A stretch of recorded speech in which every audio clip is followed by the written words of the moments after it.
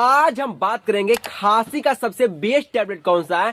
चलिए मैं बताता हूं आपको। ए देखो, ए है टोरेक्स टैबलेट। इस टैबलेट के मुख्य रूप से कई फायदे हैं, जैसे कि सूखी खांसी में राहत देता है, जुकाम और नाक बंद होने जैसी समस्या को ठीक करता है, छींक और एलर्जी के लक्षणों को कम करता है, गले की खराश को काफी हद तक ठीक कर देता है। अगर हम इस टैबलेट की कॉम्पोजिशन की बात करें तो इसमें होता है डेक्सामेथोर्पन, सूखी खांसी को दबाने में मदद करता है, फेनिराफाइलिन बंद नाक को खोलने में मदद करता है, क्लोरोफेनिरामाइन मेटिलेट एलर्जी, छींक, नाक बहना जैसी समस्याओं को दूर करता है। इस टैबलेट की